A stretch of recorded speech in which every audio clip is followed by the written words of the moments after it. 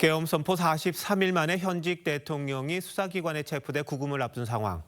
대통령을 지지하든 그렇지 않든 국가적으로 불행한 일인 것만은 분명합니다. 정치부 김아림 기자와 함께 이번 사태가 갖는 정치적 의미, 향후 정국에 대해서 짚어보도록 하겠습니다. 자, 김 기자, 앞서 전해드렸습니다만 윤 대통령의 영상 메시지 언제 찍은 겁니까? 오늘 체포영장이 집행되기 전에 관저 안에서 찍은 건데요. 여권 관계자에 따르면 비서관 중 한 명이 휴대전화로 찍은 영상이라고 합니다. 윤 대통령이 몇 분 만에 메시지를 작성했고 사실상 즉흥적으로 촬영한 걸로 알려졌습니다.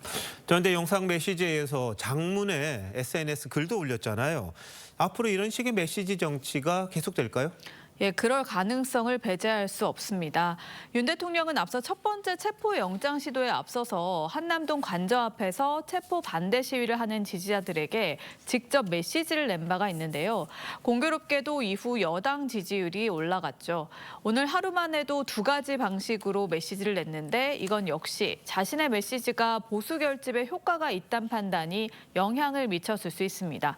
다만 여권 일각에선 국민 눈높이와는 다른 대통령의 메시지가 수사와 탄핵 심판, 또 향후 있을지 모를 조기 대선 국면까지 이어질 경우 부담이 될 수 있다는 우려도 적지 않습니다. 네, 오늘 많은 분들이 걱정을 했어요. 혹시 충돌이 있지 않을까. 그나마 불상사는 없었습니다. 체포영장 집행에 크게 저항하지도 않았고요.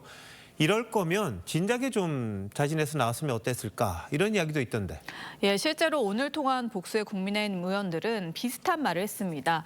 불법 위법한 영장 집행이지만 누가 다치는 건 볼 수 없으니 자진 출석하겠다 이런 뜻을 미리 밝혔다면 체포를 피해서 그나마 현직 대통령으로서의 품위를 지킬 수 있지 않았겠냐는 겁니다.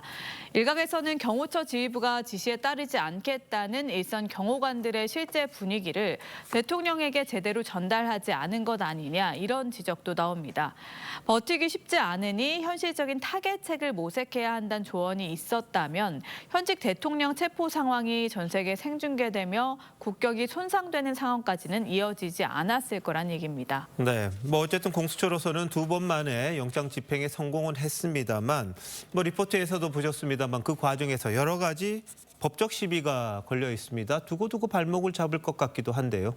수사권 문제와 또 상당히 이례적인 영장 발부에 이어서 관저 출입 과정에서 수도방위 사령부 55 경비단으로부터 받은 공문을 위조했다는 의혹까지 추가로 제기됐는데요. 당연히 윤 대통령 측은 향후 재판 과정에서 이 같은 법적 시비를 집요하게 파고들 텐데 공수처는 그렇지 않다는 반박만 할 뿐 의혹에 대한 구체적인 해명은 하지 않고 있습니다. 결국에 이런 논란들이 명확하게 규명되지 않으면 현재 반으로 갈라진 심리적 내전 상태도 극복하기가 쉽지 않을 거라는 지적이 나옵니다. 네, 이재명 대표가 반응을 냈어요. 안타깝다 이렇게 이야기를 했는데 최근 좀 격해졌다 그럴까요? 그런 모습이었는데 오늘은 좀 달라졌습니다. 어떻게 봐야 합니까? 네, 이 대표는 오늘 오전에 예정됐던 공식 일정도 취소하고요. 최고위 회의에서 공개 발언도 생략했습니다. 이 대표가 마치 체포를 기다렸다는 프레임에 걸릴 수 있기 때문인 것으로 보이는데요. 당내에서는 대통령이 구속되면 그동안 탄핵과 특검 강공 전략에도 수정이 필요하다는 목소리가 나오고 있습니다. 본격적인 조기 대선 준비를 포함한 지지층 확대 전략이 필요하다는 겁니다. 다만 여권에선 이제는 이 대표 차례라며 선거법 2심 재판 속도전을 비롯한 사법 리스크 반격에 나설 걸로 보입니다. 네, 대통령은 체포됐고 헌재 심리가 계속되고 있습니다만 어느 방향이 됐던 전국이 아직은 안개 속이다 이렇게 볼 수밖에 없겠군요. 김 기자, 잘 들었습니다.